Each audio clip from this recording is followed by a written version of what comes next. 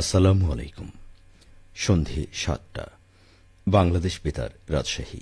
স্থানীয় সংবাদ পড়ছি মাসুম আক্তার জামান অনিক। রাজশাহী বিশ্ববিদ্যালয়ে ২০২৪-২০২৫ শিক্ষাবর্ষে স্নাতক শ্রেণীতে ভর্তি পরীক্ষায় সি ইউনিটের ফল প্রকাশ করা হয়েছে। আজ দুপুরে এই ফল প্রকাশিত হয়। বিজ্ঞান প্রকৌশল, জীববিজ্ঞান, ভূবিজ্ঞান, কৃষি, ফিশারিজ ও ভেটেরিনারি অ্যান্ড এনিম্যাল সায়েন্সেস অনুষদভুক্ত ২৬টি বিভাগ সি ইউনিটের অন্তর্ভুক্ত। বিশ্ববিদ্যালয়ের ওয়েবসাইটে লগ ইন করে ভর্তিচ্ছরা নিজ নিজ ফলাফল দেখতে পারবে। এই জন্য এসএসসি ও এইচএসসি উভয় পরীক্ষার রোল নম্বর, শিক্ষা বোর্ডের নাম ও পাশের বছর প্রয়োজন হবে। প্রকাশিত ফলে কোনো ভুলভ্রান্তি পাওয়া গেলে সংশ্লিষ্ট কর্তৃপক্ষ তা সংশোধন করার ক্ষমতা সংরক্ষণ করে। সি ইউনিটে গ্রুপ ১ বিজ্ঞান এ পাশের শতকরা হার ৪৪.০১ ও প্রাপ্ত সর্বোচ্চ নম্বর ৮৯। এই ইউনিটের গ্রুপ ২ বিজ্ঞান এ পাশের শতকরা হার ৩২.৬৬ ও প্রাপ্ত সর্বোচ্চ নম্বর ৮৪.৫০ এবং গ্রুপ ৩ অবিজ্ঞান পাশের শতকরা হার ৮১.৯৭ ও প্রাপ্ত সর্বোচ্চ নম্বর ৮০। মশক নিয়ন্ত্রণে নগরীতে ফগার মেশিনে কীটনাশক স্প্রে কার্যক্রম পরিচালনা করবে রাজশাহী সিটি কর্পোরেশন। আগামীকাল সকাল থেকে এই কার্যক্রম শুরু করবে রাজশাহীর পরিচ্ছন্ন বিভাগ। কর্মপরিকল্পনা অনুযায়ী কার্যক্রম চলবে আগামী ১৫ মে পর্যন্ত। প্রতিদিন ৫টি ওয়ার্ডে সকাল ৬:৩০ হতে ৩০টি ওয়ার্ডে মোট ১২ দিন চক্রাকারে কীটনাশক স্প্রে করা হবে।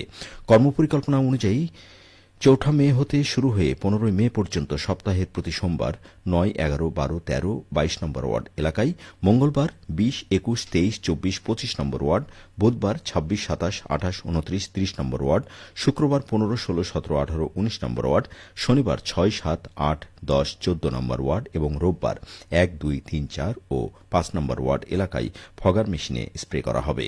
পরিচ্ছন্ন বিভাগ জানিয়েছে, প্রাকৃতিক দুর্যোগ, মেশিনের যান্ত্রিক ত্রুটি বা অন্য কোনো কারণে কীটনাশক স্প্রে বন্ধ হলে পরবর্তী কর্মতালিকা অনুযায়ী স্প্রের কাজ পরিচালিত হবে।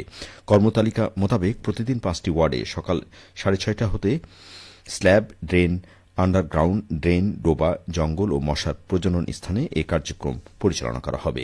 রাশিকের কার্যক্রমে সহযোগিতা করতে মহানগরবাসীর প্রতি আহ্বান জানানো হয়েছে। নওগাঁ জেলায় ক্রমেই বাড়ছে বাদামের উৎপাদন।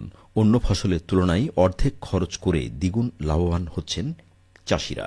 কৃষি বিভাগের তৎপরতায় মাত্র ৫ বছরে জেলায় ২০০ হেক্টর জমিতে বাদাম চাষ বেড়েছে।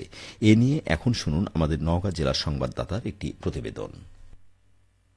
নওগাঁয় আত্রাই নদীর বিস্তীর্ণ চর জুড়ে বাদাম চাষ হয়েছে। চলছে শেষ মুহূর্তের পরিচর্যা। অল্প দিনের মধ্যেই ঘরে উঠবে নতুন ফলন। আবাদের পরিস্থিতি ভালো বলছিলেন মান্দা উপজেলার নুরুল্লাবাদ গ্রামের চাষী লোকমান হাকিম। গত বছর ৬ মণ হারে হয়েছে, এবার ৮-৯ মণ হারে ফলন হবে আল্লাহ দিলে। এবার গাছ ভালো, এবার প্রতি বছর থেকে এবার বাদাম বেশি, কারণ ফলনের দিক দিয়ে ভালো। চলতি মৌসুমে জেলায় ত্রিদানা, ঝিঙা ও বাসন্তী জাতের বাদাম চাষ বেশি হয়েছে।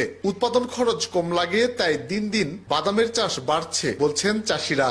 এতে খরচা কম, পাটাল কম, নিরান খোড়ান তেমন লাগে না, অতিরিক্ত সার পাউডার দেওয়া লাগে না। কিটিরাং ১৫,০০০ টাকা খরচা হতে পারে, বিক্রি হয় ধরেন ৩৫,০০০-৪০,০০০ টাকা। এবার যদি ফলন আরো বেশি হয় তাহলে সামনে বছর আরো বেশি লাগাবে।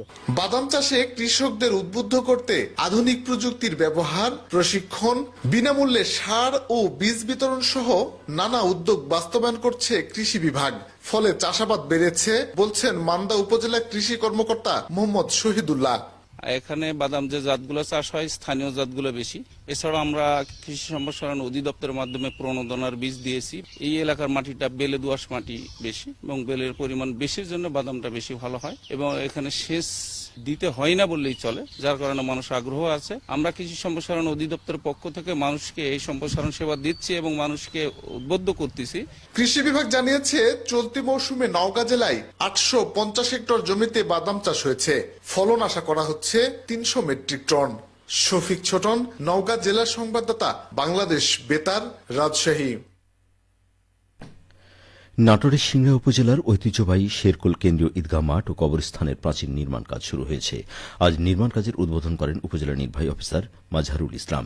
ঈদগাহ মাঠের সভাপতি উপজেলা জামাতে ইসলামের সেক্রেটারি অধ্যাপক এন্তাজ আলীর সভাপতিত্বে এ সময় উপজেলা প্রকল্প বাস্তবায়ন কর্মকর্তা প্রকৌশলী মিঠন কুণ্ড, শেরকুল ইউনিয়ন বিএনপির সাবেক সদস্য সচিব রাসেল কবির কালাম, ইউনিয়ন জামাতে ইসলামের আমির অধ্যাপক আব্দুর রহিম, ইউনিয়ন পরিষদের ভারপ্রাপ্ত চেয়ারম্যান আব্দুল মালেক শাহ সহ অনেকেই বক্তব্য রাখেন।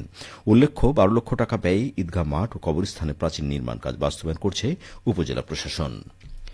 নাটোরের সিংড়ায় গাছ থেকে পা পিছলে পড়ে এক শিশুর মৃত্যু হয়েছে। আজ উপজেলার শেরকুল ইউনিয়নের জোরমল্লিকা গ্রামে এই দুর্ঘটনা ঘটে।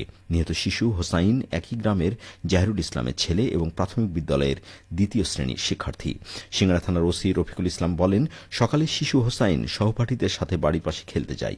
এক পর্যায়ে গাব ফল খাওয়ার জন্য গাছে উঠলে অসাবধানতাবশত পা পিছলে গাছ থেকে পড়ে গুরুতর আহত হয়। স্বজনরা উদ্ধার করে উপজেলা স্বাস্থ্য কমপ্লেক্সে নিয়ে গেলে কর্তব্যরত চিকিৎসক তাকে মৃত ঘোষণা করেন। সবশেষে আবহাওয়া। আজ রাজশাহীতে সর্বোচ্চ তাপমাত্রা ছিল ৩৬.৩ ডিগ্রি এবং সর্বনিম্ন ২২ ডিগ্রি সেলসিয়াস। সন্ধ্যে ৬টায় বাতাসে আপেক্ষিক আর্দ্রতার পরিমাণ ছিল ৪০%। রাজশাহী পার্শ্ববর্তী এলাকায় আগামীকাল সূর্যোদয় ভোর ৫টা ২৮ মিনিটে। সংবাদ শেষ হল। আমাদের পরবর্তী স্থানীয় সংবাদ প্রচারিত হবে আগামীকাল সকাল ৮টা ১০ মিনিটে। বাংলাদেশ বেতার রাজশাহী। পরবর্তী অনুষ্ঠান ঢাকা কেন্দ্র থেকে সম্প্রচার করা হচ্ছে। কালো জিরা, তারপরে মধু, তারপরে মাথায় একটু পানিও পড়ছে, এই যে হ্যাঁ, এগুলো খায়ও।